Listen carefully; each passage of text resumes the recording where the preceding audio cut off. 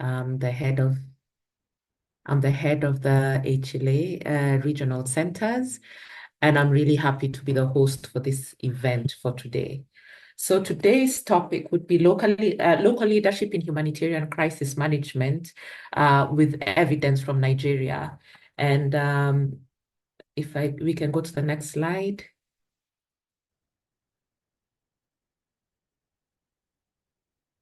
And we have lined up quite a great panel. We have Duncan Harvey, who's the Nigeria Country Office Director for Save the Children. We have Abdulrahman Sharif, who is the senior most humanitarian director in Save the Children International. We have Esty Sutyoko, who is the deputy head of office in UNOCHA. We have Peter Michael Egwudah, head of Civil Society Organizations Forum from Adamawa State. We have Ibrahim Ishaku Balami, Executive Director from FRAD, and myself there at the end, Nancy Mureti, the head of the regional centers, who will be your host. So as a way of introducing what we have today, our agenda will have, I've done the introductions, and I'll ask the panelists to briefly introduce themselves when they are doing their presentations. So we'll have 3 presentations, a round of question and answers, then 2 more presentations and more question and answers, and we'll wrap up. Next slide, please. I think one of the things I would like for us to encourage is that this is an even, equal space. We are all humanitarians here to learn from each other. So if we can take off our hat of our titles and just come here to learn and to give our best, because we are all in it to provide the best leadership we can in humanitarian responses in Nigeria. And a few housekeeping issues. If you can keep your questions until the Q&A, but do put them in the chat. They will be monitored by Amadou and Nwabundo, who are online. Please keep questions and comments respectful. As I said, this is an even playing field, an open space where everybody's thoughts and questions and queries matter. Let's respect one another and let's try and keep to topic. You can turn on captions at the bottom. You can see CC to be able to get some of your translations. Next slide, please. So I felt it would be really important just to do a very brief introduction on localization and locally led leadership. And I have come up with a few definitions, but you'll see there'll be more of a deep dive when our other presenters are talking.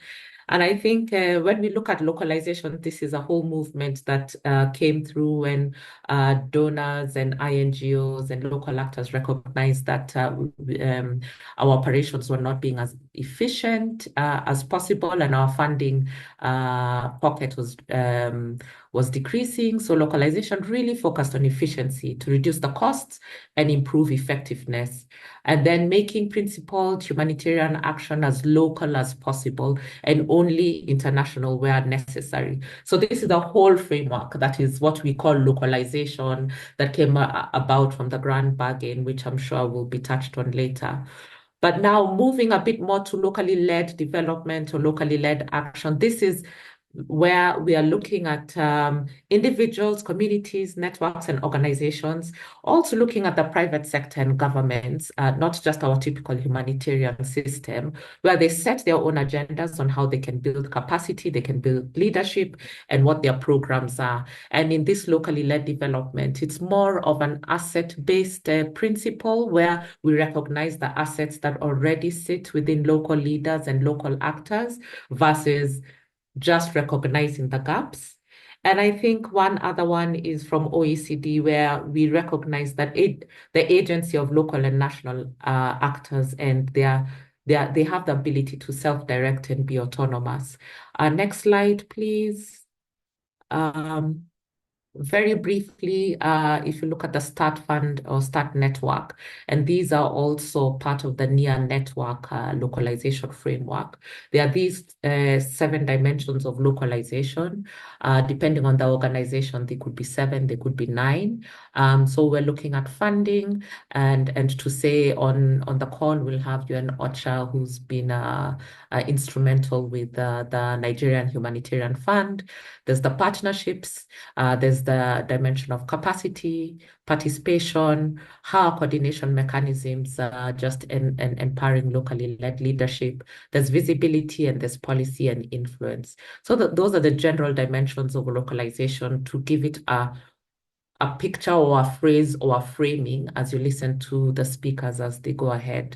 I really like how ALNAP has reduced these into 3 key categories, which is resources. Are resources going where they are needed most, and are they being efficient and effective? And agency, the point on local actors have agency, have ability and expertise to make decisions on the ground based on homegrown solutions, and also recognizing that we do have academia, we do have strong professionals in local and national organizations. So just recognizing that the people who are affected or impacted by crisis, so local organizations do have agency. And there is the way of being, how we can integrate in the different cultures or the different ways that there has been indigenous knowledge that has really helped with locally led leadership. So these are just broad strokes to paint the picture. And for the first panel, we'll start with Duncan, then we'll have Abdulrahman, and then we'll have Esty. So I will open the floor now to Duncan, and over to you, Duncan. Thank you so much, Nancy, and welcome again to everyone. Really looking forward to the discussion here this morning, and great to see so many people on the call. So I'm Duncan Harvey. I'm the country director for Save the Children in Nigeria, calling in from Abuja.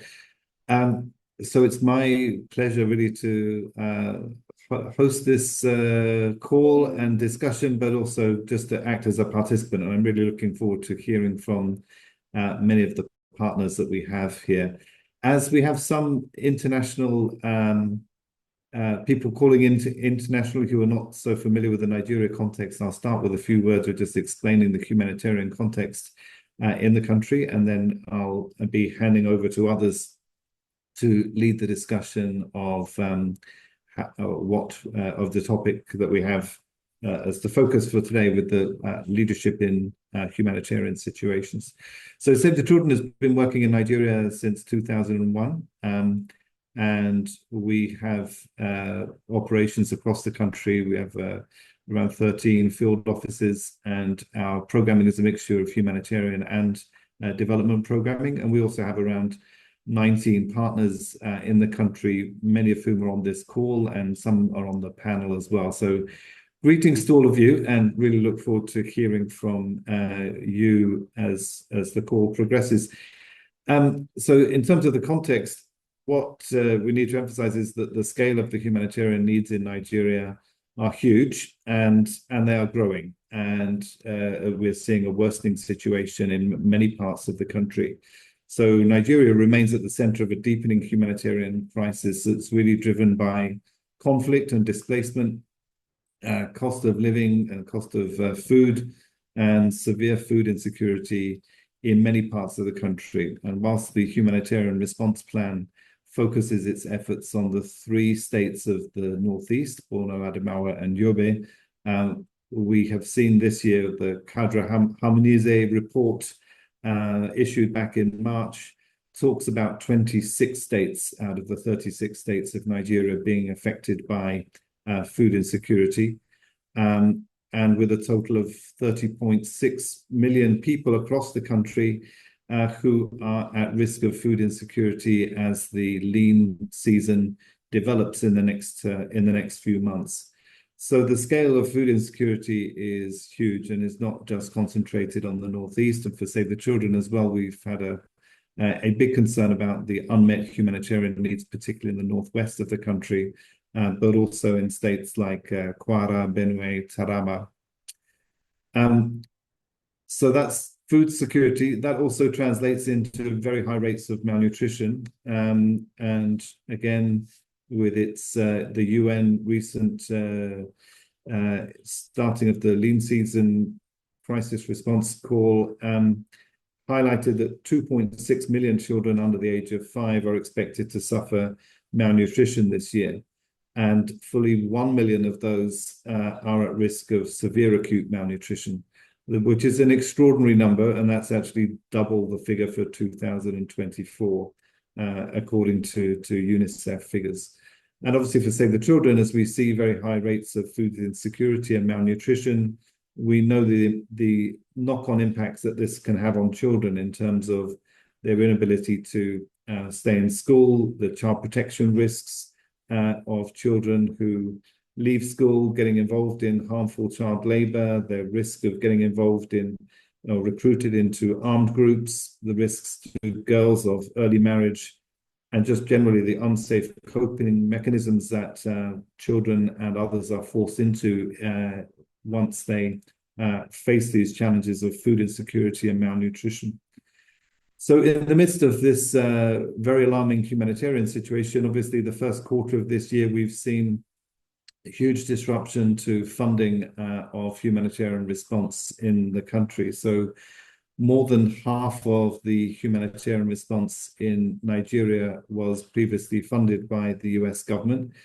So the disruption, the US executive orders, and also the funding cuts announced by European donors this year have really created a situation where we're seeing a suspension of programs, a termination of programs, NGOs in particular cutting their staffing numbers and budgets, and cutting back on the scale of the humanitarian response that we can deliver across the country. We're obviously hoping for better news in the second half of the year, but there's obviously been huge disruption to our ability to respond.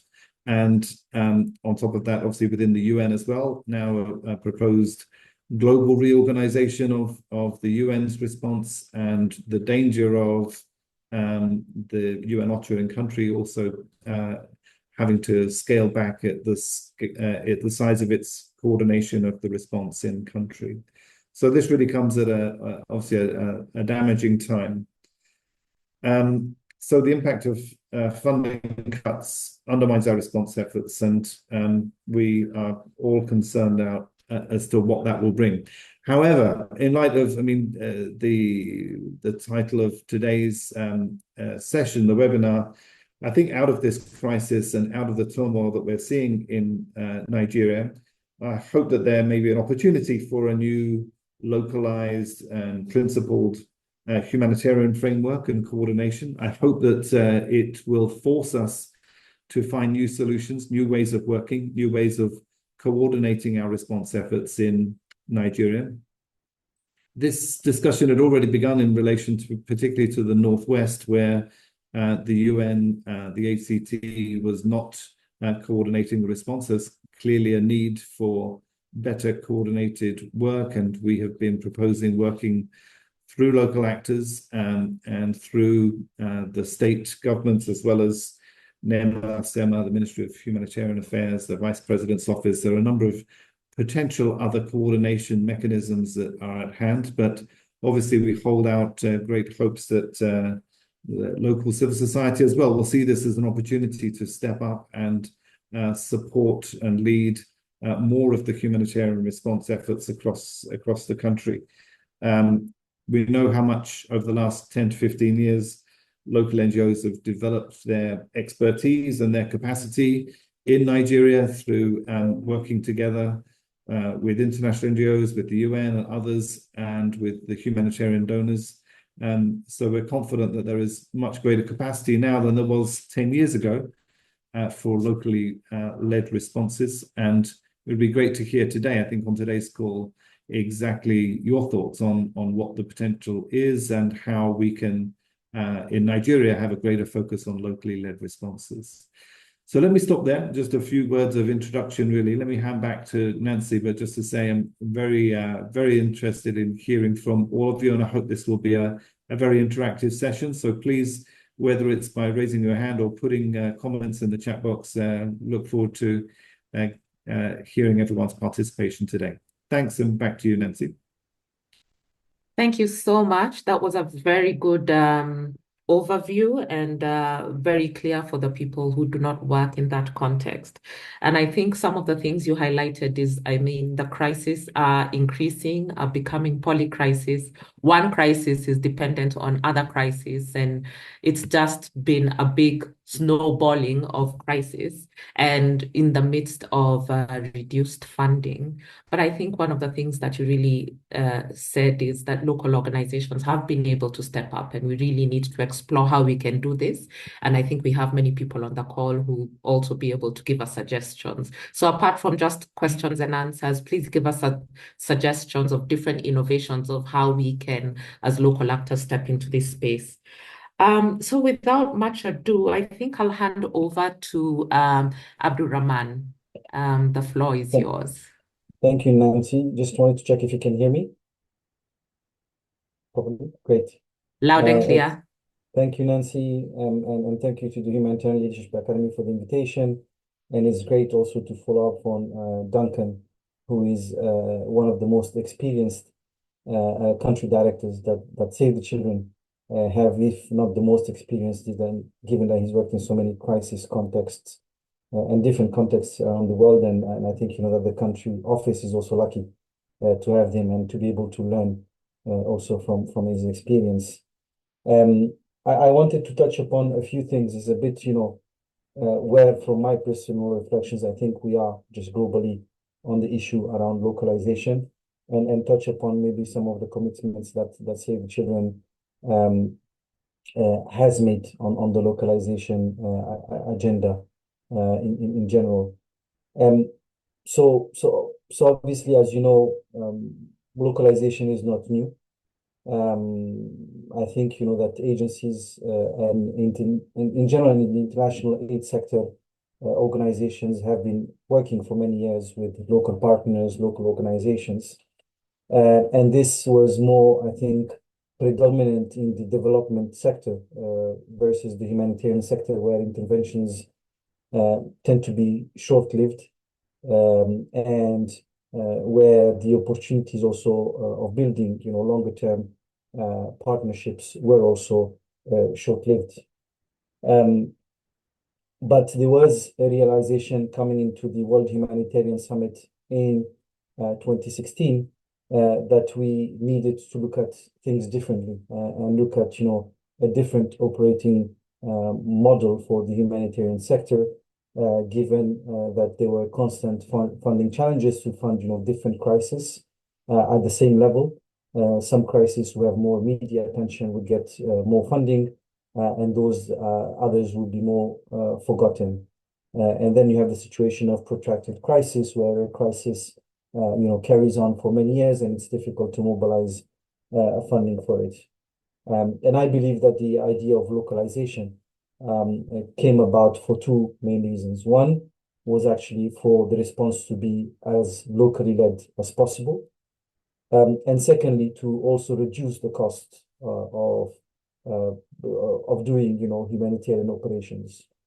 And at that time, Near Network was just establishing himself, but them and others pushed actually for a percentage allocation to local actors. And the numbers indicated at the time were 25%, but also 25% as direct as possible, so not passing via intermediaries. There were a lot of issues raised at the time in terms of relationship between international actors and national actors. One of them was around risk. If you work in high-risk settings where, for example, you might face aid diversion and those kinds of issues, that international organizations would rather transfer the risk to the local organization and not take on the risk. and when a problem happens, blame the responsibility on local actors. The others kind of issues was around staff retention and the fact that because international organizations offered better salary, it was difficult for local organizations to retain staff in the long term, and being able to build the organizations around that staff, because either they would go to international NGOs or UN agencies who would offer better pays and better benefits and privileges to those staff. And the third area was around also the kind of partnerships that were built that were very transactional, contractual, short-term, rather than longer-term partnerships that would look at, the strategic partnership between the international organization and the local organization. But I think also that there were other aspects that were not looked at into more detail. So, for example, when we talk about local actors, is it just local civil society? No, it does include also local governments and authorities. When we look at localization, do we look at composition of staff, or just the staff at local organization, national governments, or do we look also at localization within an international NGO setting? And then there were questions about, what does local actor mean? What if an international NGO sets up a presence in a country or in a context? Is it registered locally with local staff? Does that mean it's local, or does it still remain international? Lots of questions around that. And I think that we are still, as a sector, struggling to evolve around some of these topics, some of these issues. I do think that, for example, there are, yes, efforts that have been made, but more efforts could be made. I think if you look at, the humanitarian coordination, for instance, there's been lots of efforts at humanitarian country team level to include local actors. However, in these coordination structures, there are parallel structures of coordination with local governments as well. So not the governments are not necessarily included in the formal coordination structures, but there is coordination happening at different levels. And is it, the right way to do things? And this is, a live topic, given, what Duncan has just mentioned about the situation with the coordination structure in Nigeria, which is affecting other countries. And you would have heard about, the issue around, well, the team that is now everyone is talking about, which is about humanitarian resets, and pushed by the current emergency relief coordinator, who is talking about reviewing the way the humanitarian system works to prioritize, what is life-saving, but also to start also being clear about what we need to stop in order to be able to prioritize, because clearly the funding is not available to do everything that we want. And so we need to be clearer with our business models and what we want to do. But yes, and the coordination structure, obviously at country office level, you have the HCTs, but at global level, you have these coordination that are managed through the ISC. So the Interagency Standing Network, there's the Emergency Directors Group, there are principals, and those are heads of the big or largest agencies that meet on a regular basis to talk about the biggest humanitarian challenges.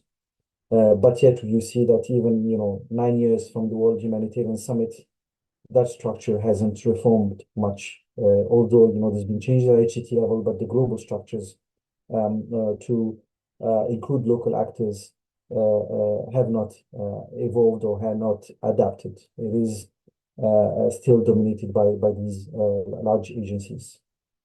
So what has happened, since, and what have organizations like Save the Children done to address some of these points? We as Save the Children are signatories of what we call the Pledge for Change, and this is a commitment by different international NGOs, so both humanitarian and development. And it's obviously the result of other documents and previous experiences that were there via the Charter for Change, the Grand Bargain, and where we commit to accelerate real change by 2030. we also recognize that, organizations are diverse in size, business model, and partnership practices. But the commitment is to better define key terms and refine shared measures for different pledges. But we are making pledges around promoting equitable partnership, authentic storytelling, so really recognizing the role of partners and the difference they make in our projects. We will also work towards influencing wider changes across the aid and development sector, and creating opportunities for Global South leaders to lead conversations and advocate for change in public platforms. So these are some of the changes that we are highlighting. We also have, a work stream around localizations and teams that are supporting localizations, and we recognize that, the model is not always perfect, but we have to constantly work towards improving them and really putting local actors at the center of our response. And this is, something that other agencies are doing as well. But also in terms of, localization and the way the responses are done. I remember, a context from Somalia, and the challenges, around also the humanitarian funding is that sometimes you've had also the humanitarian response contributing to what should be a development intervention in a number of contexts. I'm not familiar with the case of Nigeria, so I can't talk about the case of Nigeria, but I know that in Somalia, for instance, we've had situations where, a hospital was funded for 20 years from annual allocations of humanitarian funding. And at one point, the donor said, oh, we can't support this anymore. and this needs to be supported by development actors, or you need different models to support these kinds of hospital or health infrastructure. So localization is also about the model that's built in, or the operating model that you build within a project, to try to make it also sustainable, because obviously the funds are not, indefinite. They're not there to remain forever. And it's important to look at alternatives, ways of sustaining social services. I'll stop there. Thank you so much, Nancy, for the opportunity, and happy to take on questions later. Thank you so much, Abdulrahman. And I just need to applaud you for your authenticity and some of the struggles we're facing as INGOs, and actually being honest to show that we haven't really figured it out, but just showing that there is a commitment. And I think that is why we have all these different actors on the call, so that we can feed into the thinking, into the learning, recognizing we do have businesses in our contexts. How can we capitalize on them? There's a saying I have seen from Albert Einstein that says, problems cannot be solved within the same frame of mind that created the problems. So I think what we need to do is just be a little radical now in our thinking, because the humanitarian architecture is really taking a hit. And now is the time for us to rethink how we can work together as equals and as equal partners. So I think I'll leave it at that point. Thank you very much, Abdulrahman. And I will hand over to Esty from UNOCHA.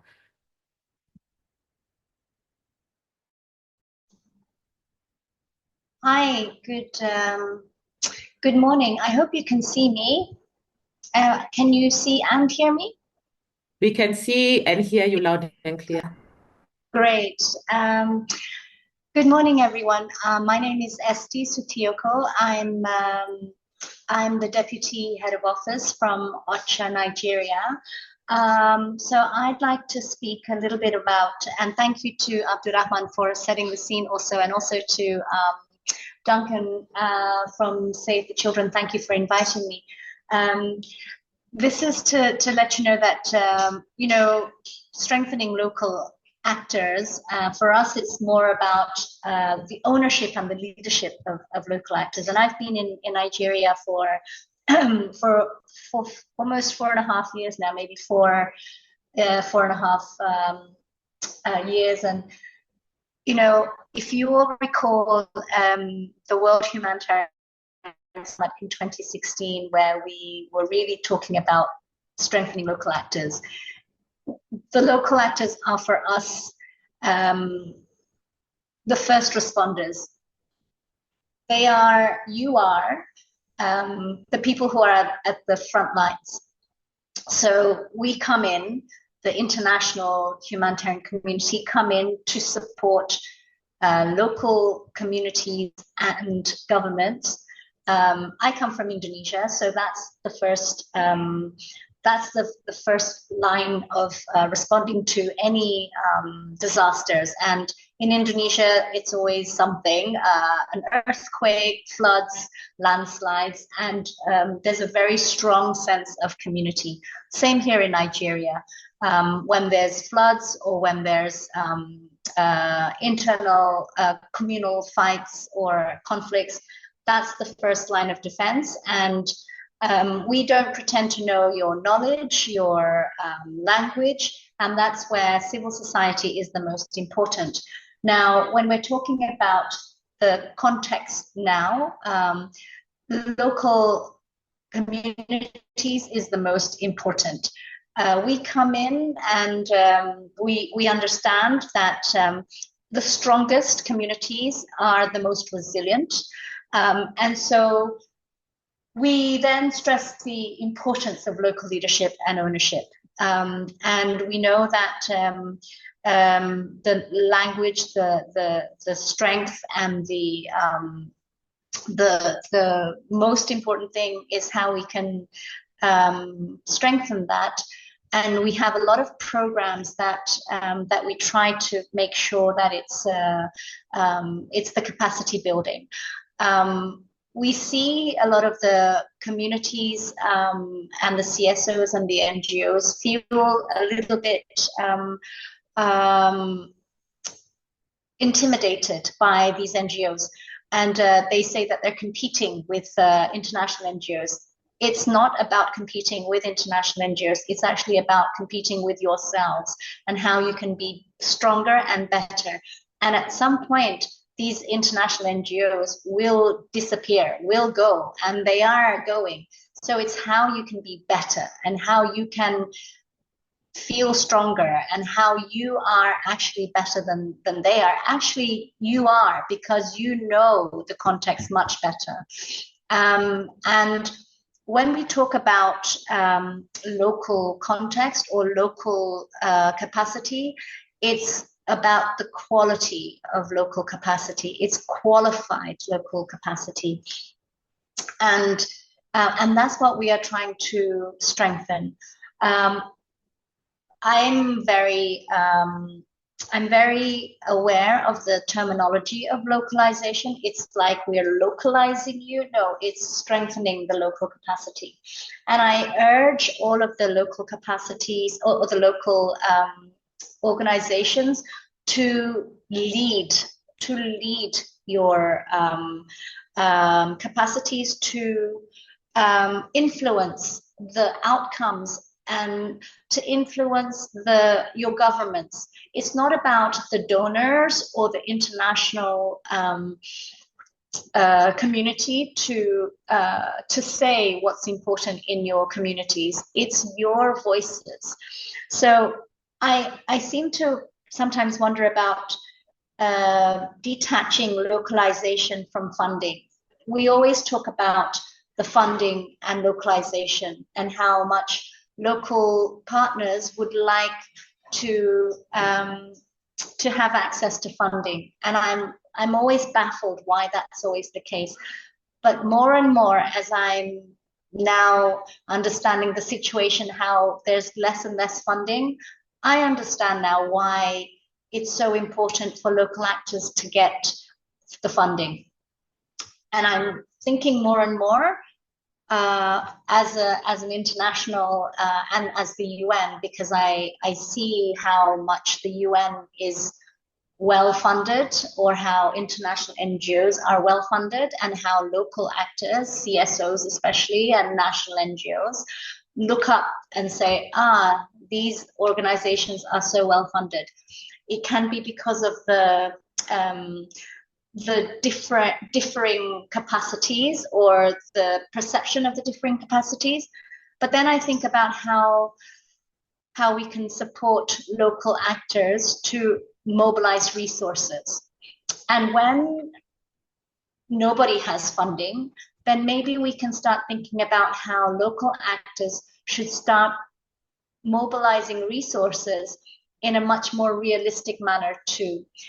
Maybe we can start also mobilizing resources to local private sectors, to national private sectors, and really packaging your strengths to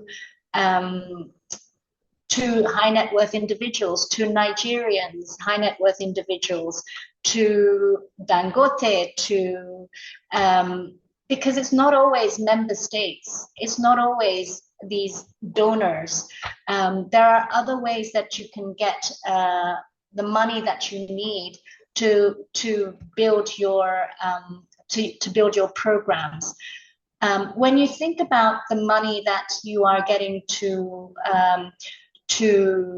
implement your programs, from the big chunk of money that you're getting from, let's say, the member states, it's also a small amount. You also have to be realistic about how much you can implement.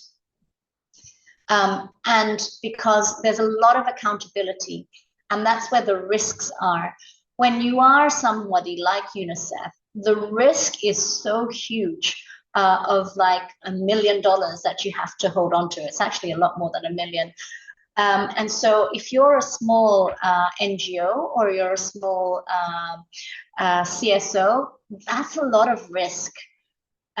You need to understand the compliance and the accountability that goes with a lot of funding. And I think that's where sometimes a lot of the training and a lot of the learning of organizational development does not yet sink in to organizations. And the big NGOs understand that. So localization in terms of development, organizational development, also has a lot of that into it. And that's a lot of the programming and the training that UNOCHA and our Nigeria Humanitarian Fund, with a lot of the NGOs, has in its programming with something called PLR CAP and a lot of other capacity building programs that we have, in ensuring that an NGO, a national NGO or a CSO has the accountability built in for compliance and fraud prevention and risk management, to be able to be good implementers, not only technically, but also in terms of risk management and accountability, which goes a long way if you want to be resilient and trustworthy in this business that they call humanitarian development. What I also would hope to see in localization, or in strengthening local capacity and ownership and leadership, is that in terms of training human resources in local capacity, it comes from a different training than the humanitarian technical know-how. It comes from human resources. It comes from knowing how to build organizational development and management. And I'd like to see that coming from firms such as Ernst & Young or PricewaterhouseCoopers or Deloitte, who could potentially give pro bono support to either government or NGOs also, to help build young NGOs and CSOs on organizational development, and also the youth of Nigeria to help our capacity. So these are some of the ideas that we'd like to see local capacities grow in Nigeria. especially in places like Northeast Nigeria, where I think because of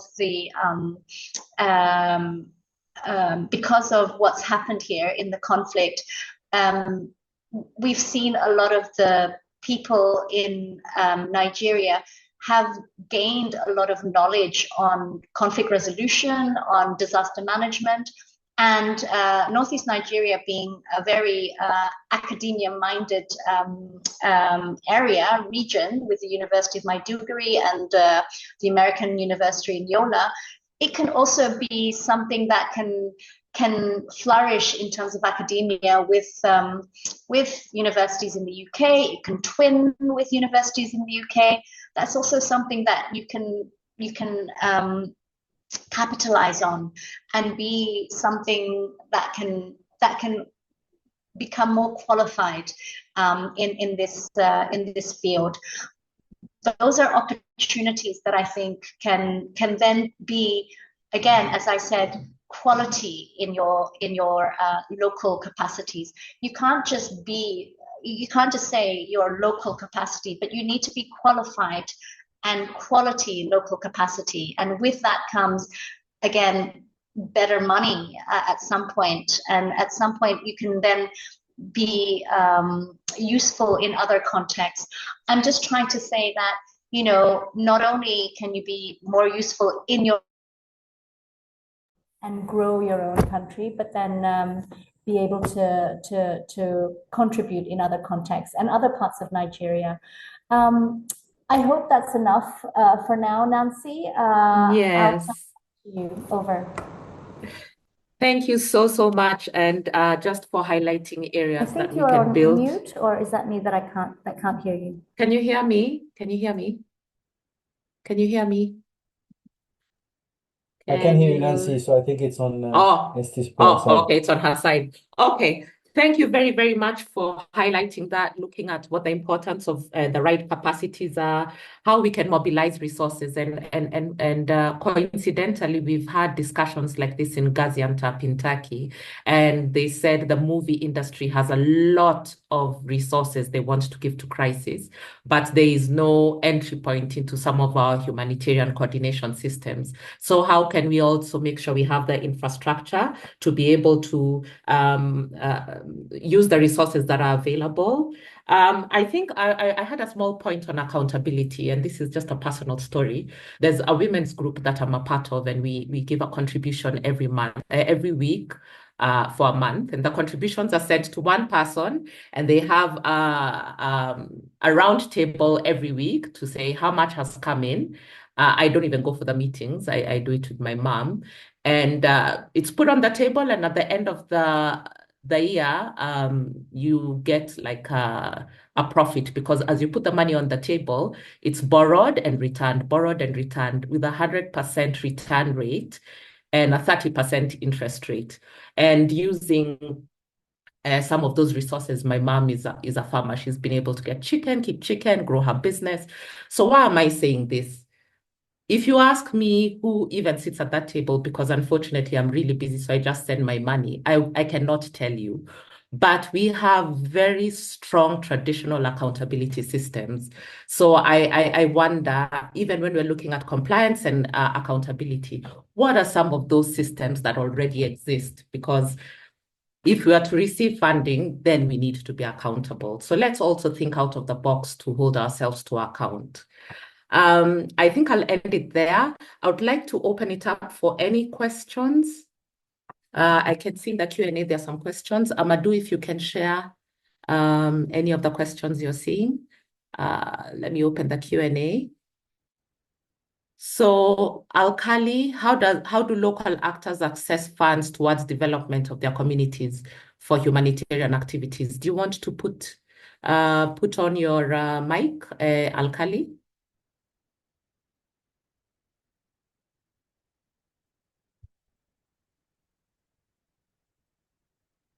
Alkali, are you still with us? The second question I have is from Farouk Abdulrahman. I am a coordinator from MMF Foundation, Kano State. So as a local organization, what structure should we adapt to meet the international standards? And what is the difference between ownership and leadership? Farouk, would you like to unmute and ask this question so that you can give clarity? Farouk, are you still online? Yeah, yes. Go ahead. Thank you very much, Ms. Nancy. Good morning, all. Good morning. Good morning. Okay.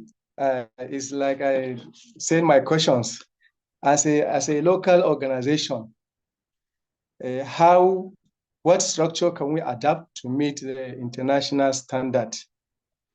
Because we lacking some of international requirement or structure, because we are still learning. So we want to improve our organization to meet your international standard, especially the Save the Children. So my second question is, what are the differences between ownership and the leadership? Hello? Hello? Yes, we can hear you. Go ahead. Go ahead. Okay, because some of the EDs, executive directors in some organizations, especially we as a local level, so we not understand the differences between ownership and leadership when we come to humanitarian activities. Thank you very much.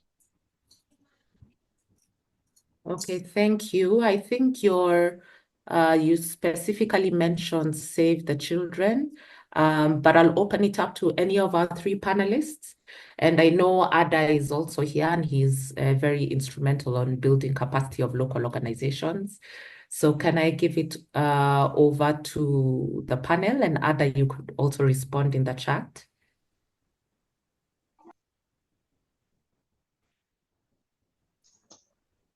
I can take on the first question, but it'd be good to get a bit of idea of context about Farouk's question on ownership and leadership. Maybe if you can contextualize it for us. But but I think what I would say, and I can talk about my experience, I can leave the colleagues who are more experts, maybe other than others, to talk about what is international standard. I think I wouldn't say that there is an international standard, but in terms of structures, what organizations follow is accountable processes and transparent processes within an organization. That said, is normally we would have organizations with a board of directors that appoints an executive director or director of an organization, and then staff that represent and cover different roles, but also clear policies and procedures that set up, for example, how the finances are managed, how decisions around procurements are managed, or supplies and purchase of goods in that sense. But what you have is also expectations from different donors around, the structure or legal entities that the organizations should have. Obviously, the organization should be registered in the country where it operates. And so I think those are some of the standards. But what you see in small organizations is that, for instance, that some roles are combined because, or the financial pressures, or because they can't afford, for example, to have, let's say, a finance manager and a project manager, if I may say so. And so you would see actually staff in the local organizations doing probably the role of 3-4 staff in actual international organization. And that's the challenge. I think the biggest challenge is also knowing what you can do with the structure you have in terms of what kinds of projects you can implement, how big you can implement them. And that's not always easy to judge. And that's, it's good to have a partnership that supports you in understanding also what's your capacity to absorb, certain amounts of funding or projects. Because what you have is that if you're not able to manage the amount of funding that is given to you, spend it in the right amount of time, or the projects that you're managing, then it puts your organization at risk. disqualification from further funding, because it's considered that you can't implement it if you don't, from the get-go know how much you can. And obviously, as a small organizations, when you have money, your costs also are higher, your costs of operations, right? And so those are kind of challenges that I would assume you would face from the very early stages. But I think the best practice is, yes, always to have, registration, good organization with a good board structure that appoints the executive director, good planning, good strategy, whether it's 3, 4, 5 years strategic planning on what you want to achieve as an organization. And those are musts, but other colleagues can add as well. Thank you. Thank you so much, Abdulrahman. I think it was very comprehensive, and I can see James is giving him additional information in the chat. I think also one of the things we need to realize is the goal is not for local organizations to look like mini Save the Children, but being able to mobilize the resources you can and have the right capacity there.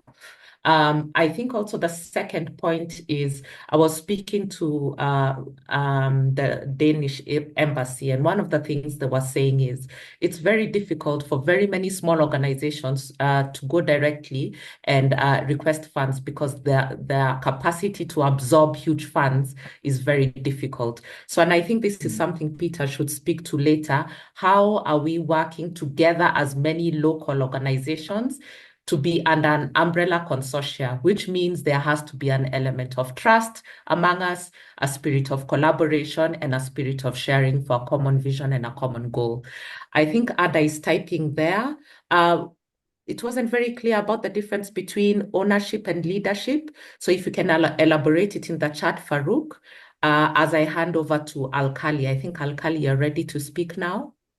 Can I mention something about the ownership and leadership? 100%. Please go ahead. Yes.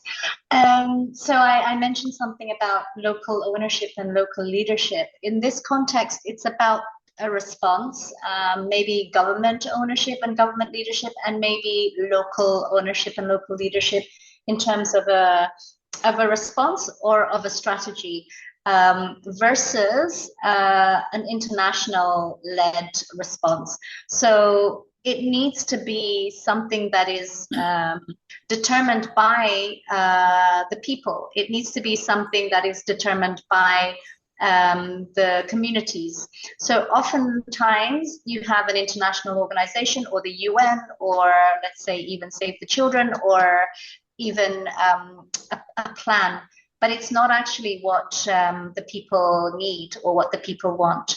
So it needs to be consulted, fully consulted with the government, with the people.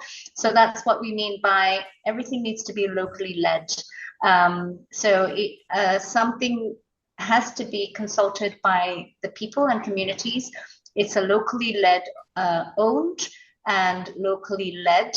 So that's what we mean by the people needs to take the response by their own hands.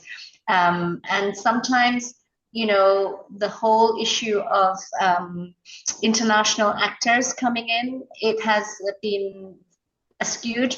This is why that term localization sometimes means that we are localizing. No, you are here first and you will be here when we all leave. So it is locally led and locally owned. I hope that answers the question. Over. Thank you. That was very clear. Farouk, if you have any follow-up, please put it in the chat. Thank you so much, Esty. Alkali, I have 3 more minutes for this session. Do you want to ask your question now?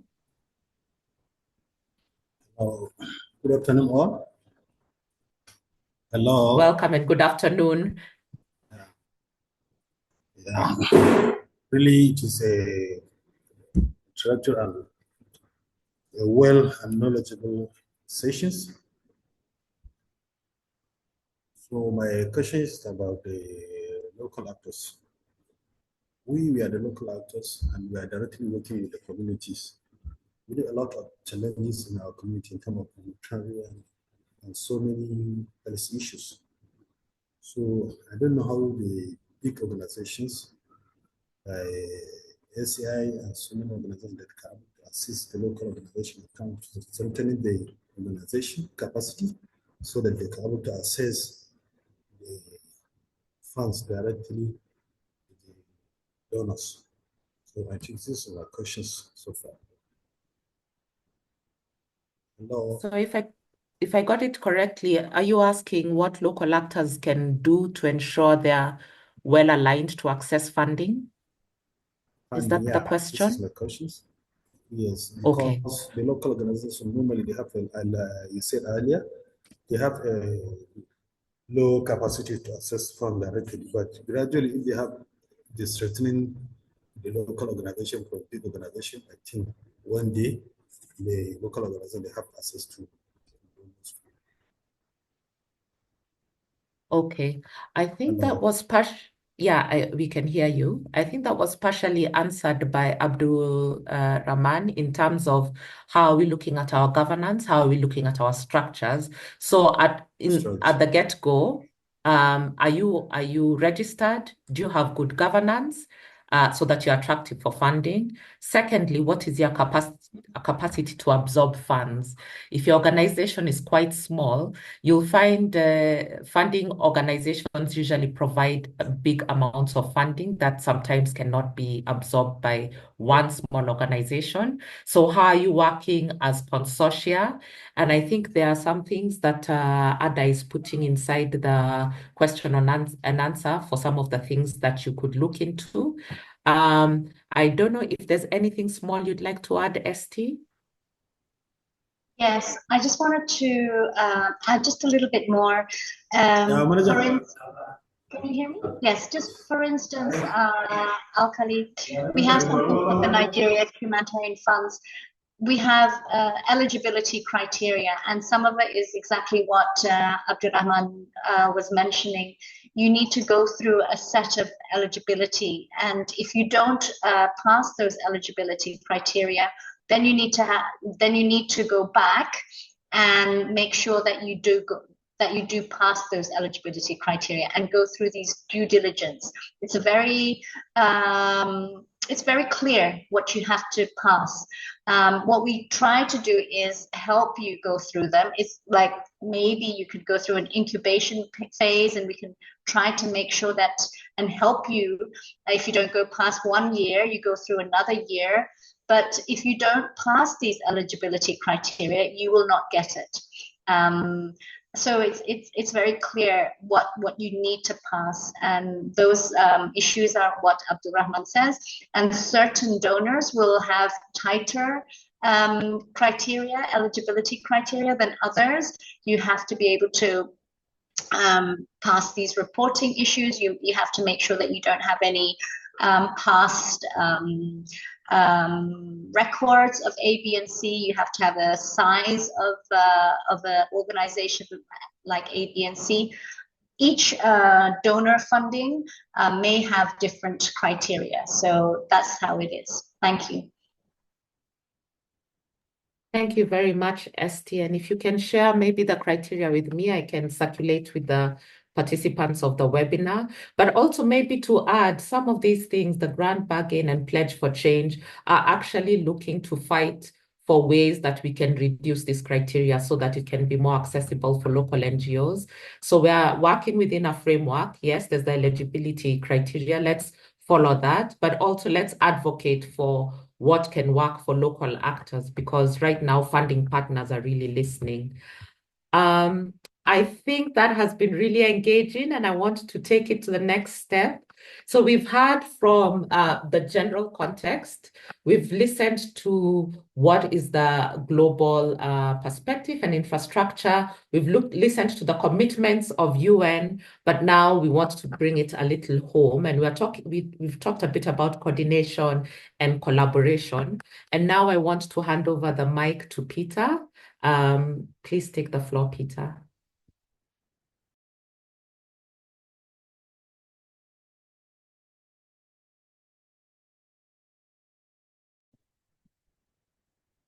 Yeah, good morning to everybody.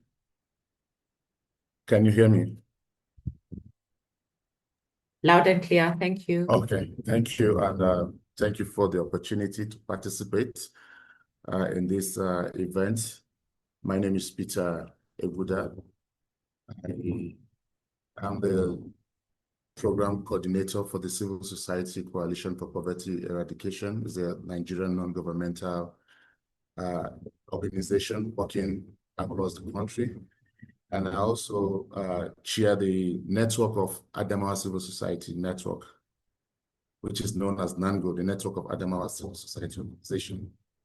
I'm happy to be here. And next slide, please. So dealing with the issue of leadership within the humanitarian context, especially as it relates to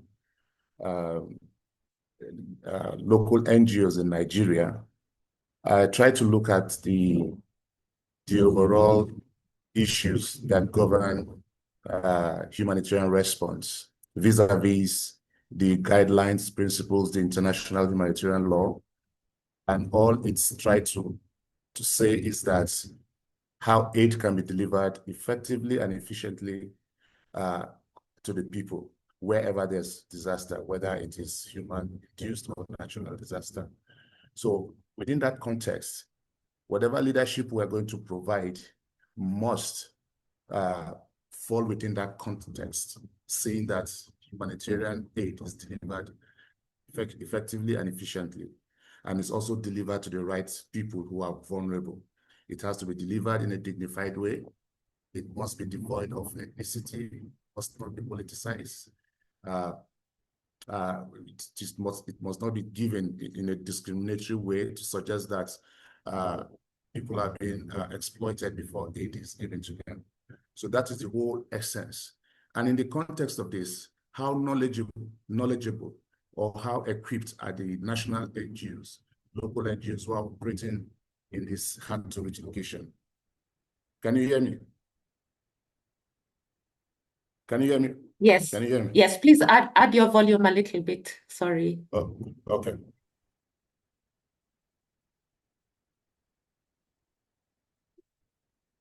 How about now? Can you hear me properly? Yes. Thank you. Okay.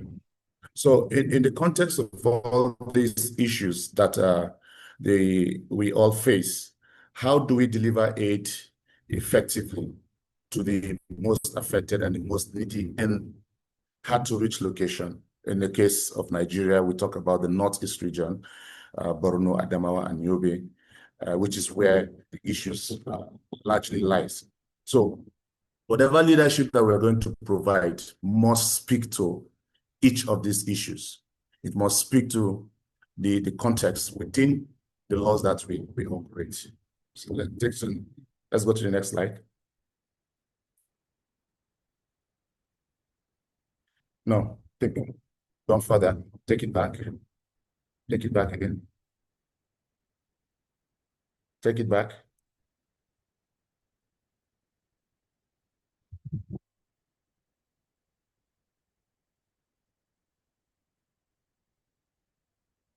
Okay, next slide.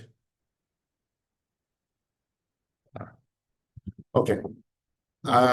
Again, if the first slide talks about the general context, then the other issues I want to raise is when you look at the localization issues itself, which is a document that emanates from the Grand Bargain in the World Humanitarian Summit. And the whole documents and framework talks about partnership, it talks about coordination, it talks about funding, it talks about also institutional capacity building. And the whole essence, again, it's to put aid in the center of people initiative. And it has to be driven by the community that is affected. It has to bring the response close to the local communities. And not just the NGOs themselves, but also the communities that are also affected vis-a-vis the states or national governments or the local governments where these activities are taking place. So if you juxtapose the international humanitarian law, the humanitarian principles, the Grand Bargain itself, and localization, you could see a kind of a synergy that speaks to one issue, which is how to deliver aid effectively. And in the center of all of this the local actors, the local NGOs are the first responders, just like Esty has pointed out. They are the first responders, but how are they equipped? How are they organized? What is the leadership structure? What is the governance structure that is inherent within the local NGOs operating in the various communities where they find themselves? And I, being a practitioner, somebody who has, or who is still leading some of the forums in Nigeria, I will tell you there are a lot of gaps. It's not that progress has not been made, but there are lots of gaps that suggest that a lot has to be done. It's over 8 years that the Grand Bargain and the localization agenda has been in place. But if you go to the field, the preponderance of deficit of capacity and skills among the national actors is so significant to the point that sometimes you have to keep a close watch and a close monitoring process to ensure that they don't go off the rail. And that is why we propose for working in synergy with all the actors collaboratively, working in partnership. And when we talk about equitable partnership, we want to also look at standardized partnership agreements between all actors, whether you are UN, you are in the INGO system, or within the local NGOs. So the focus is more now on the national NGOs, but there's capacity gaps. And that's why in the challenge, you could see what I tried to enumerate there. We talked about weak governance structure and coordination, which is very, very significant. We talked about poor visibility, low expertise and skills amongst personnel, limitation to funding, high turnover of personnel due to poor remuneration and better condition of service, they are highly vulnerable and exposed to various categories of risk, such as fraud, corruption, exploitation, kidnapping, and killing. I know some person will be alarmed with this.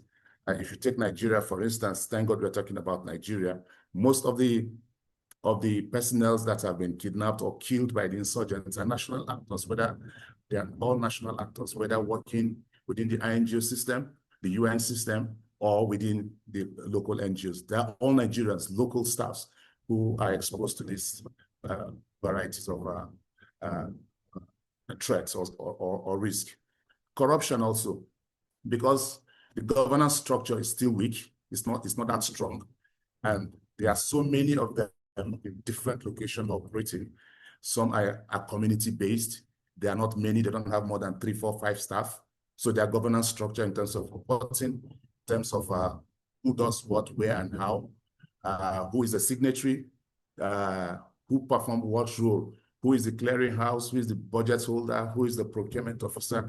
There are no demarcation of roles and responsibility within the governance system structure of most of the NGOs that operate in the country.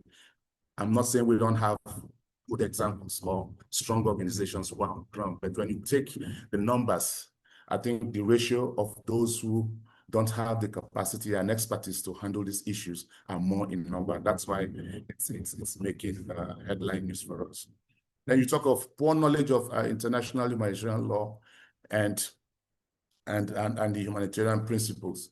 Even the state government, the government of Nigeria, most times they go head on with humanitarian agencies who are only providing aid to people in hard-to-reach location in line with humanitarian principles and in line with international humanitarian law. Sometimes these principles and laws conflict with the sovereignty of the nation or of the country. So sometimes you find government criticizing or alleging that the NGOs who are humanitarian actors who are actually working in the field, supporting vulnerable people in the community, actually supporting the insurgents. And this is because there's a huge gap of knowledge deficit on humanitarian international law and humanitarian principles. And that's why that conflict is there. So let alone the national actors who, by their very nature, are not even organized in the first place. They're not as strong as the international organization and the UN agencies are custodians of these laws and rules. So there's a gap there that is affecting the operations of the national NGOs. And again, they are scattered, most times not coordinated. And coordination, as how do I put it, as simple as it may sound, is one of the most difficult aspects of humanitarian response and actions wherever it exists. And I have to give it to OCHA for helping out with data, with mobilization, sharing information, and aligning every actor around the sectors where they operate. So as difficult as it is, so difficult. So I'm just imagining if OCHA should pull out of a country like Nigeria, from a country like Nigeria, what will happen? Who is even equipped to continue that process? Which agency will take it over? Which of the government agencies is well aligned with what OCHA is doing that will lead the process? So I see a gap there, not only within the international, not only within the national NGOs, but also within the governance, the government sector, and the UN system and international agencies as like. Then the national NGOs don't have a voice. And this has been very controversial each time I raise it. And my notion of a voice is, even if I speak, how influential is my voice? What impact will it make? Is it taken seriously? Does it impact positively? Does it also change the direction of things, the course of things, as against if the UN system will raise that alarm other than me? So we find that always happening. We've had cases where we even have to all be an advocate for issues that concerns us in our local community. We need to liaise with the UN system or the embassies to raise that issues before our government even take action. So, and that's why I would say with empirical facts and evidence on ground that even the national NGOs themselves, by their very nature and being, ordinarily should influence decisions, should influence policy direction. But for the fact that they don't have a voice and their voice is not heard, that is also a challenge. Let's move to the next slide.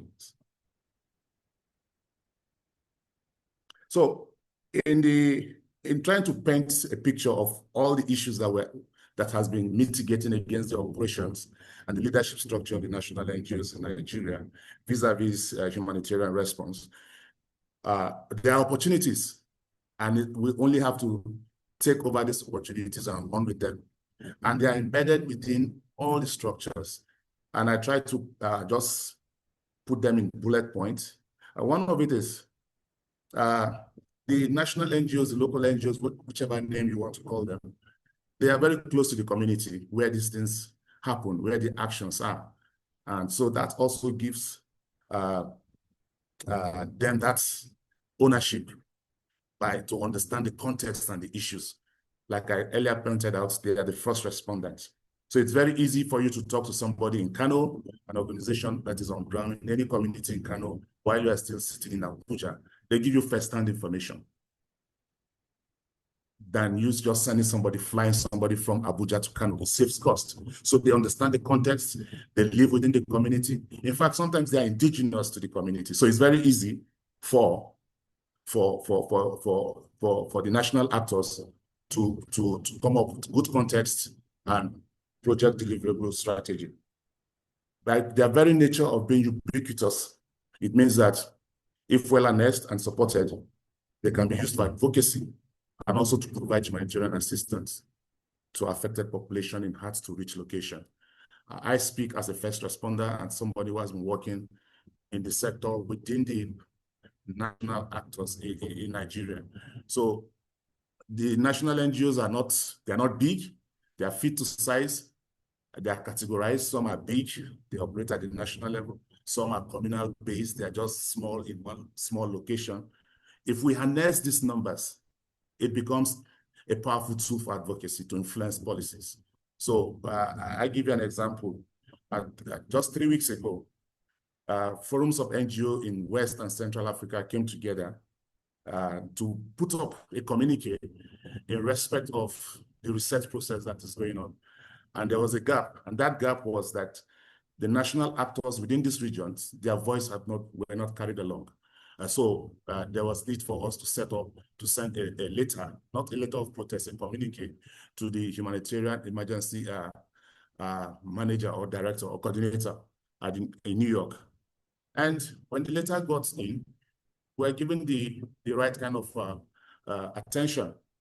We started seeing deliberate involvement and engagement within the UN system with local NGOs across West and Central Africa. So I'm a signatory to that communique. And so we see that happening. So if we harness our voice, wherever we find ourselves, harness our numbers, it becomes a powerful tool to advocate and also to respond effectively in communities that are even hard to reach.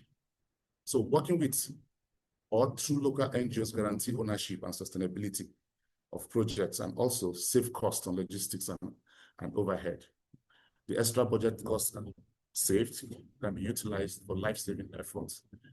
Finally, in view of the ongoing research process, investing in the local leadership and governance structure of the local NGOs will not only speed up the actualization of the localization agenda, but also ensure that aid is delivered effectively and efficiently.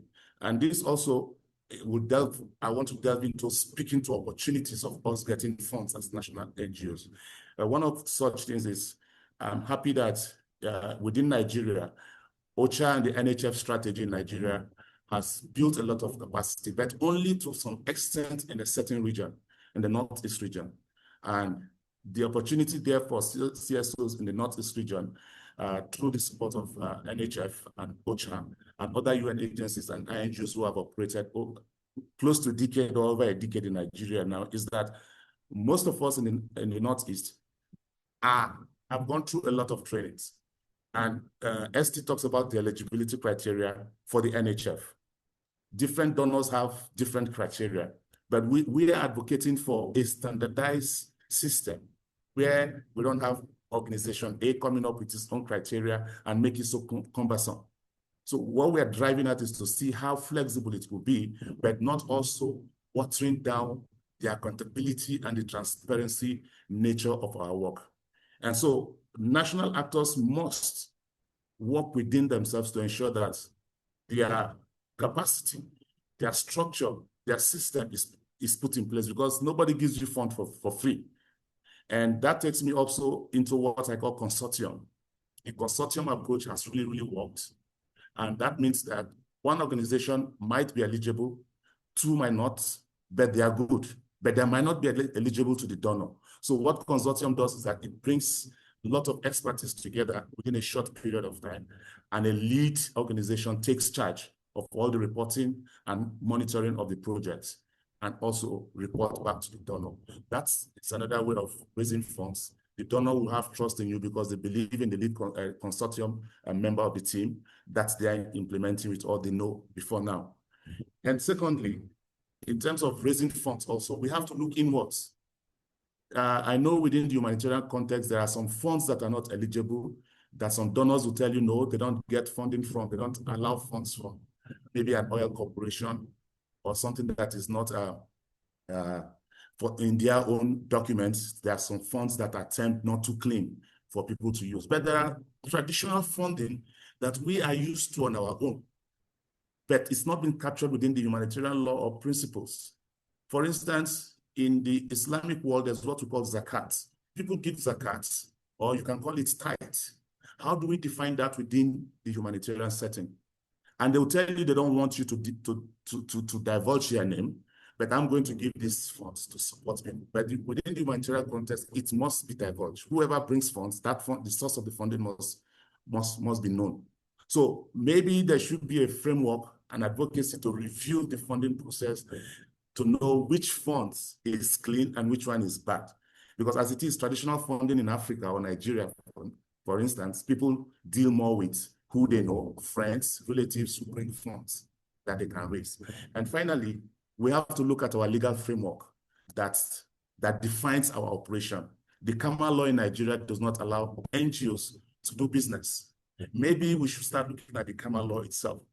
How do we review it to now allow NGOs to be limited by guarantee, but not limited by trustees like we are now? Because as an NGO that is registered under the Kama law, you can't do business. You cannot do business. Yes, you can do pocket of consultancy there and there, but you cannot do business. So perhaps if we are registered, limited by a guarantee, then and only then can we start engaging in small business entrepreneurship so that we can keep funds. Yes, that becomes your base. If the law allows you to do business, you can do small business, keep money, and implement projects on your own, raising funds with your own skills and intellect, rather than depending on donors who you may not or you will never meet their criteria, because you cannot force the donor to give you funds if you don't meet his or her criteria, because those funds are meant for a specific reason.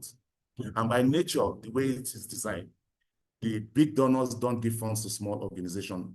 They give it to intermediaries, and the intermediaries are the ones who actually share these funds to the national actors when they are being profiled and they are seen to have reached the threshold that is desired by the donor. So there are a lot of models that have worked in other climes. Maybe we should start adopting such models if it's going to work for us. But one thing that is sure in Nigeria is a fertile ground for business. We have a huge number, significant number of private sectors, thriving private sectors that are doing very well. And we've not really harnessed the potential in terms of corporate social responsibility and supporting communities that are affected by crisis. So these are some of the opportunities for funding that I think we can bring to the table. And finally, we must pursue the localization agenda vigorously, because the 25% that was agreed in the grant bargain document, up to this moment, we've not reached it. So we have a framework on ground that is slowly being implemented. So we need to agree, now that the UN is doing her research and there's funding cut significantly, perhaps this is the right time to start pushing for the localization agenda properly and in earnest. So thank you for this opportunity. Thank you. Thank you. Thank you so much. That was very clear, very elaborate. I think it was very solution oriented, and I wish there was somebody from the government who would be here. I think your question on social enterprise was also asked, and I think it's how can the legal frameworks accept this or be able to adjust? So how, as consortiums and as CSO networks, are you advocating for this? And I think for consortiums to work, there has to be trust among different local actors. And I really like the point that we can mobilize different sources of funding. If you look at some of our Middle East countries, they actually mobilize SADC and Zakat for humanitarian action. But how can we mobilize those funds, CSR funds, so that we can do humanitarian action? And I think maybe the question is, how else can we work even outside the main humanitarian architecture? Because we're still meeting the needs of crisis-affected populations. So I don't even want to go further on that, because that was very passionate and very clear. I'll hand over now the mic to our last speaker, Ibrahim from FRAD. Please take the mic.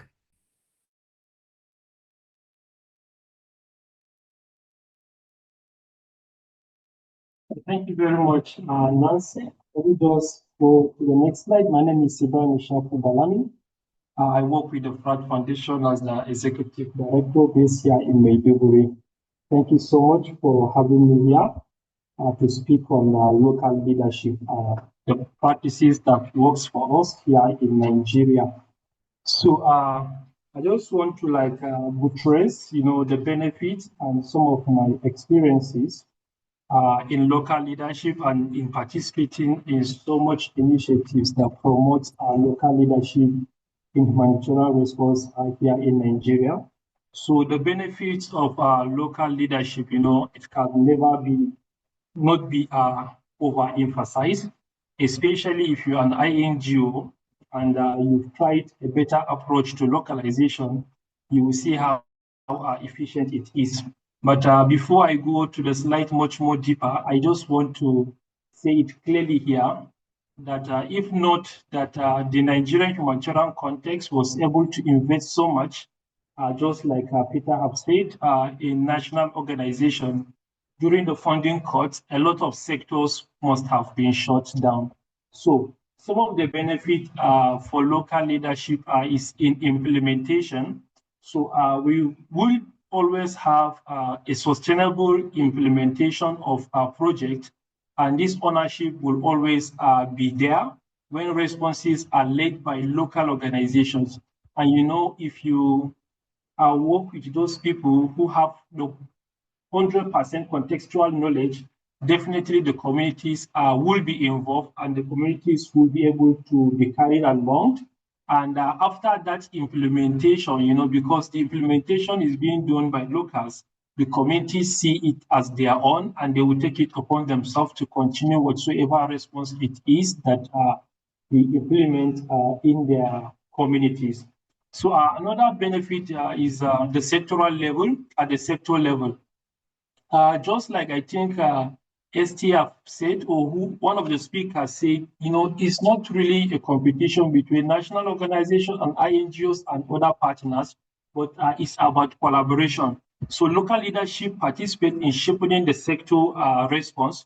Coordination continuity in the case of CPO, I'm trying to give a clear case study here, when during the funding cuts, you know, so much sector coordinators have been affected. But fortunate enough, especially let me give for the child protection area of responsibility, where we have a co-lead, a national partner that is co-leading the child protection area of responsibility. So that particular sector was not affected, but the information management person of that particular sector was affected.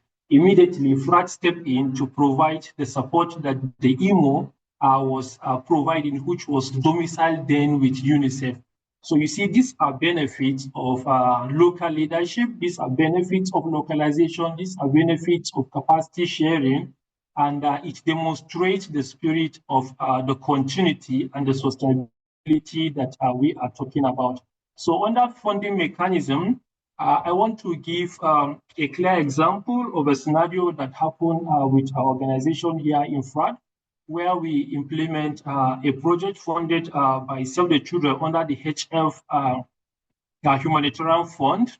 So when we started that particular implementation, it was 100% locally led. We developed the concept, we developed the proposal, we did almost everything. The only thing we received was technical support. And Save the Children give us the capacity, push us to be at the forefront and implement. But the beautiful thing there is, after the project, we were able to get additional resources to implement in those same LGS until today, right from 2023. The SCI project is just 6 months during that particular time, but this is the 3rd year, and we are still implementing in those particular locations. And not just that, it has opened door for us, you know, to lead various responses in line with the sectoral expertise of that particular response and funding. And one key benefit is advocacy. You know, sometimes we try to talk about advocacy and make it look very much ambiguous as something that has to be done at the high level.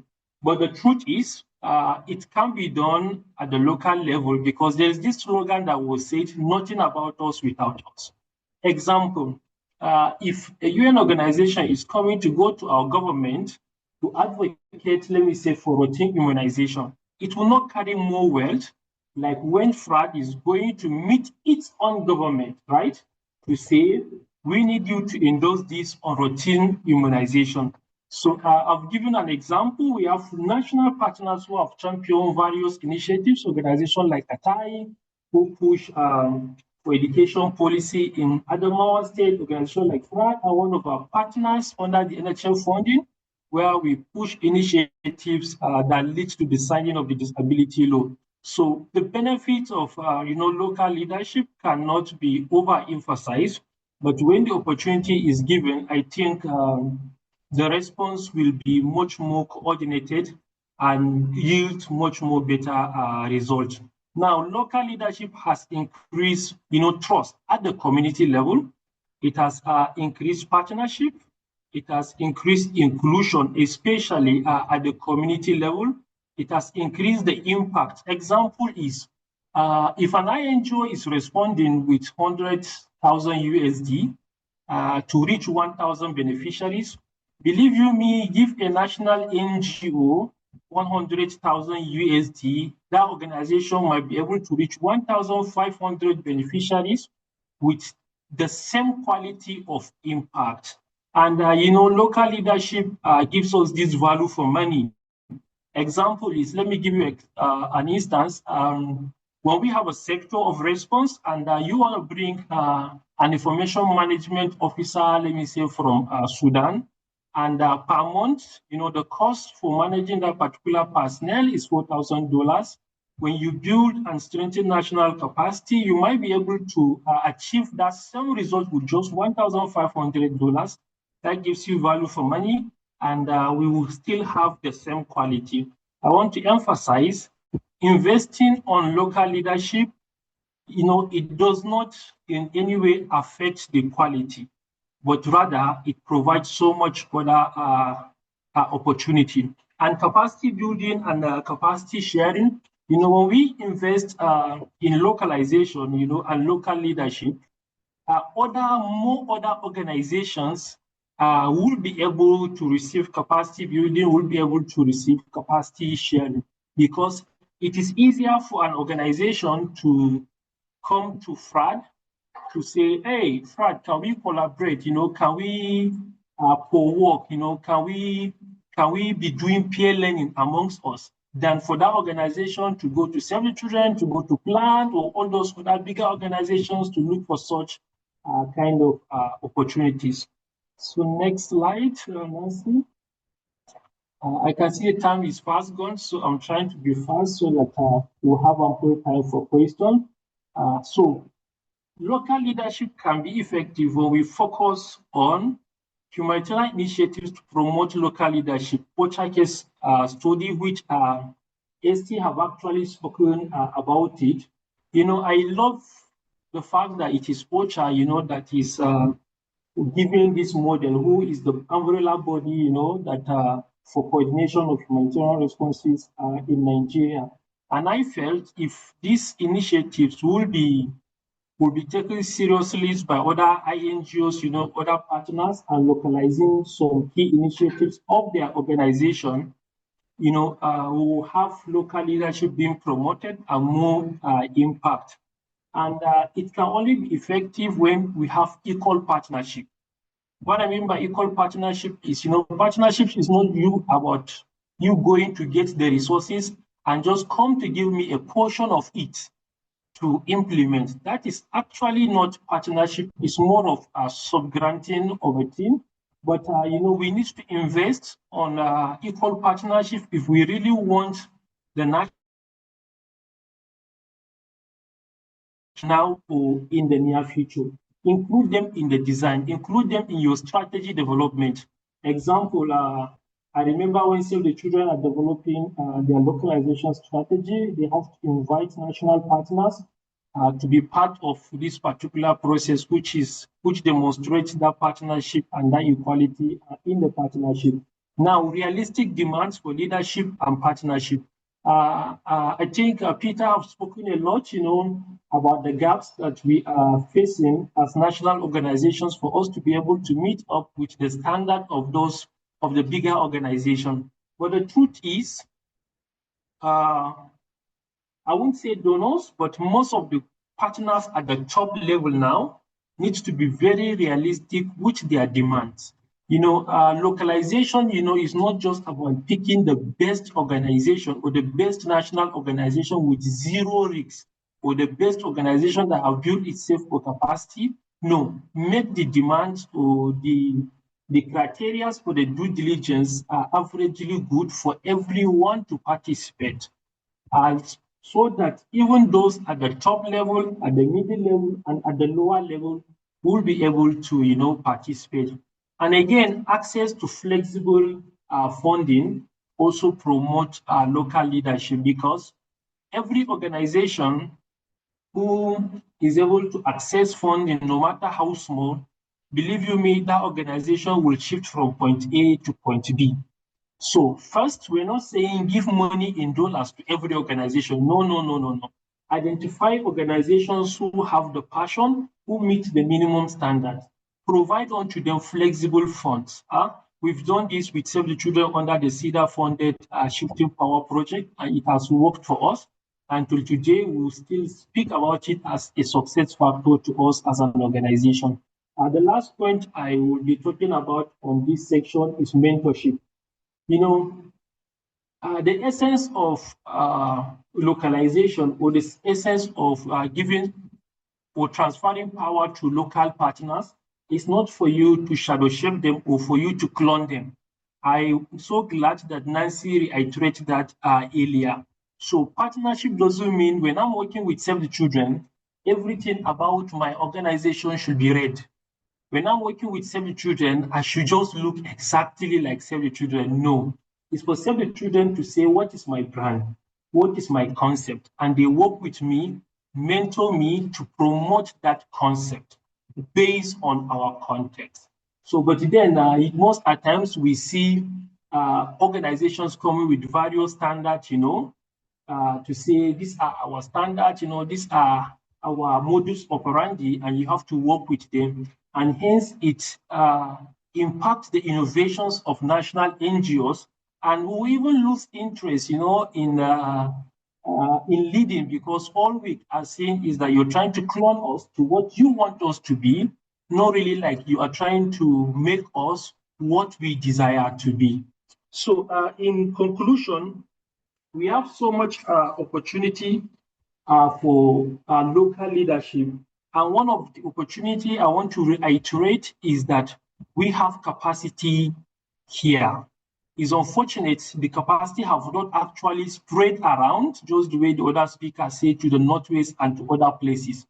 But even the capacity we have in the Northeast is enough to go around across Nigeria, across the North Central, across the Northwest, and any other region that we are experiencing humanitarian emergencies or humanitarian crises. It's about mapping. It's about peer learning, okay? It's about picking an organization in the Northeast for a response you want to do in the Northwest.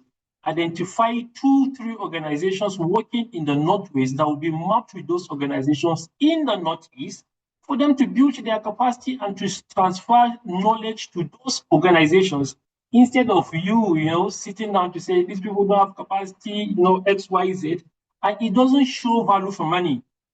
It doesn't matter whose donors' money was used to transfer those capacity, but it is the responsibility of everyone to utilize the available capacity that we have here in Nigeria. And the last point I want to talk about is going to be more or less like a call to action. You know, beyond organizations being part of an organization that, you know, endorse the grand bargain, I felt organizations need to be intentional. What I mean by being intentional is, well, after endorsing the grand bargain, yes, you're working with the grand bargain as the document, you know, meeting some few criteria in the document. My question is, do you have an organizational-based localization strategy? Have you come up with your own in-country localization strategy to say this is the roadmap that we will be following as Organization X to ensure that localization is being promoted, to ensure local leadership is being promoted?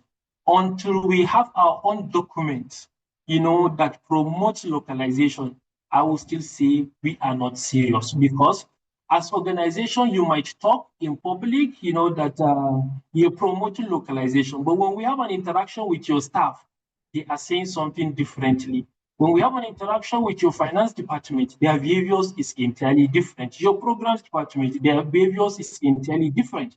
This is because there is no guiding document in the organization that tells them, we as organization A, this is what localization means to us, and we must support local leadership at all times.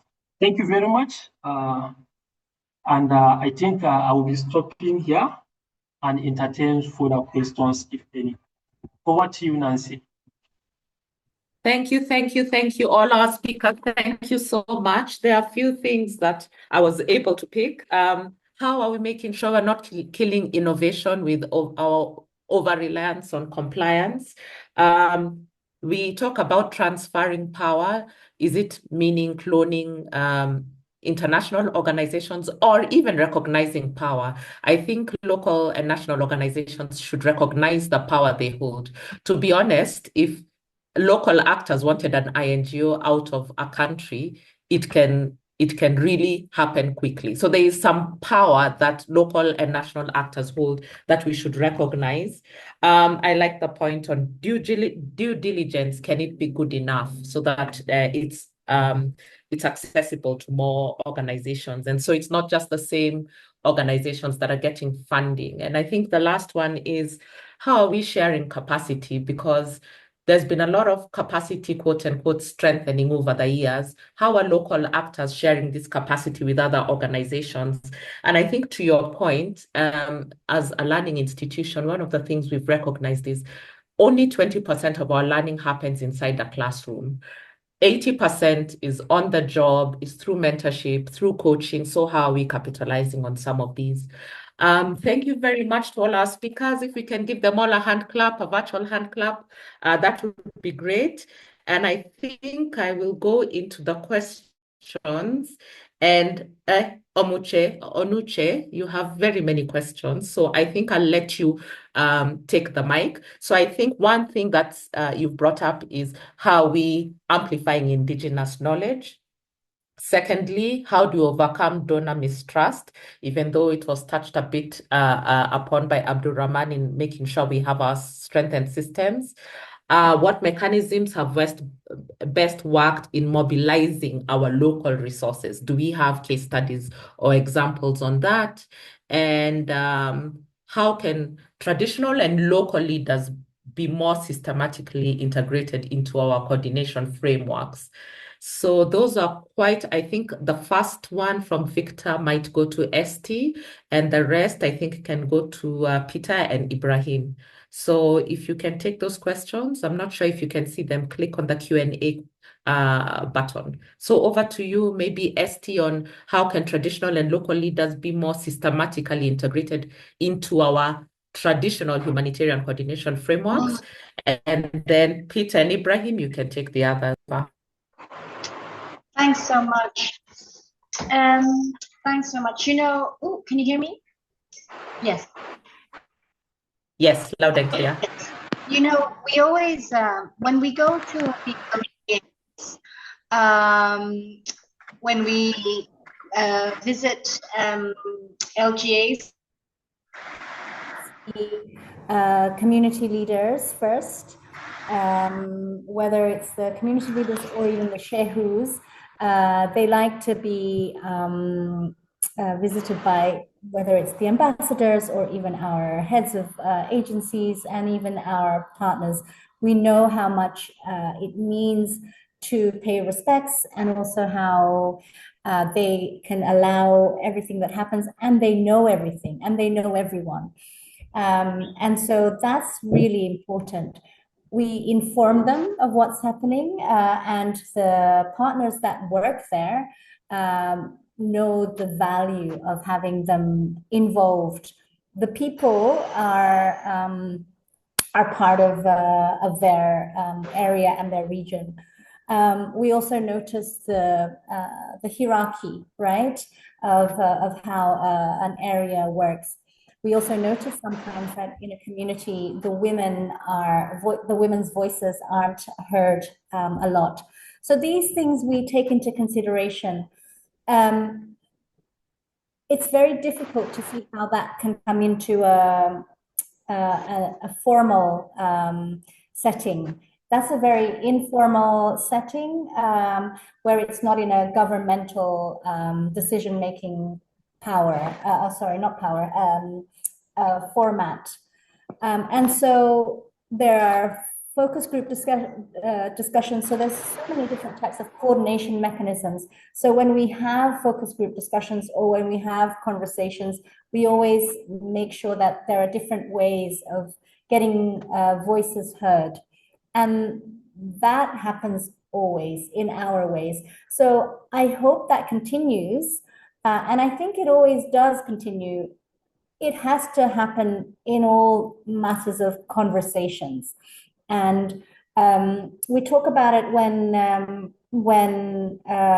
when you have your village conversations, you just have to make sure that everyone is consulted. That's all that I can say. It doesn't have to be in a coordination meeting and the village or the community leader has to be in that one. You just have to make sure that when someone comes, they are consulted and that all voices are heard. I hope that answers the question, Nancy.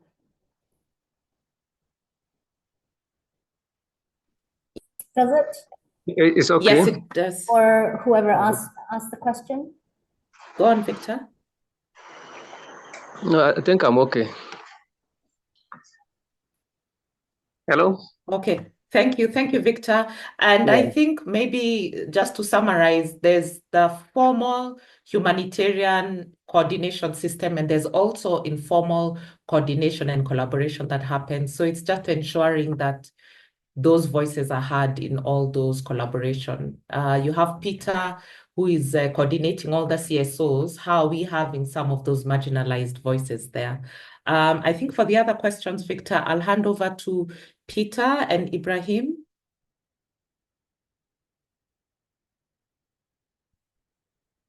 And as I'm waiting for them to respond, in the Q&A, if you see there's on the left, there's open, and in the center, there is answered. If you click on the answered, you'd see quite a number of answers have already been responded to in terms of the questions that have been asked. But maybe I can just highlight two of the ones that you have. So yes, how do we overcome donor mistrust? I think that was covered by Abdulrahman. How do we mobilize local resources without overburdening already vulnerable communities? Can I give that to you, Peter and Ibrahim? Okay. Thank you so much. To start with, everybody talks about funding as if without funding, work will not be done. I agree. Each time we come for such meetings, my constituency, our concern always is how do we get the money? But I always say this, that sometimes money is the easiest things to get. It's one of the easiest resources to get in this context that we operate if you are able to put your house in order. And how do I mean? We have legions of donors across the globe waiting to give out funds, whether they are big funds or small funds, to small organizations who are equipped and on ground. So what we have most times are people floating organizations without necessarily doing the needful. So if you try to build a house without a solid foundation, definitely the house will not stand. So I'm speaking as somebody who have been at the saddle of forums at the national level and community level in Nigeria. And this might not be so pleasing to some of my members because everybody just comes into the network, they want funds, but they don't want to do the needful, the rudiments. UNOCHA, for instance, through the NHF, has put on online tutorial approach, how national nascent organizations can access funds. All you need to do is sit down in your house, look at your books, and all the things they need. And these things are not difficult. Sometimes you need to have your audits, your finances being audited. You need to show a well-documented filing process of how funds are being released. You need to have a good reporting system, your HR system in terms of recruiting policy, procurement policy, anti-fraud, whatever, all the things that you know that donors will want, the basics and the rudiments that speaks to the issue. You can't be working in the humanitarian system without, for instance, taking a bold stance on violence against children, violence against the girl child. These are documents that whether you like it or not, most donors want to look at it. How do we make our approach inclusive? So at the level of the forum, what we've done, using Adamawa State, where I've chaired the forum for a long time, and also the Northeast region, where I'm the vice chair for the Northeast Civil Society Forum, it's that we always reach out to donors. And when we reach out to them, one of the things we tell them is, please, for the purpose of coordination, knowing who does what, where, and how, and also building on existing structure, not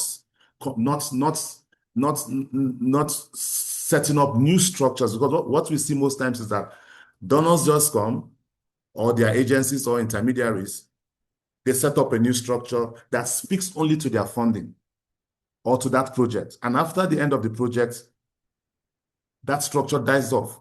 And that's why we're saying each time you come on board, look at the existing structure that is in existence before you come into the platform.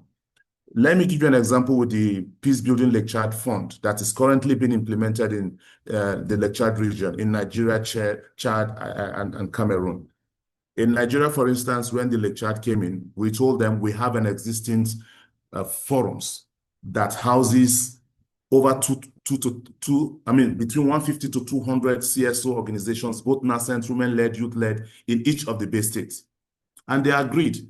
Today, they are implementing directly with members of that forum at various levels, different people working in different sectors. And what that is doing is that it is actually transferring capacity, innovation, expertise to the forum and members of the forum. It keeps us together and it allows us to start maybe working as consortium. And everybody works in consortium in any way. In Adamawa State, for instance, on the Lake Chad Peace Building Project, we have at least 7 consortium made up of, the lowest is 2.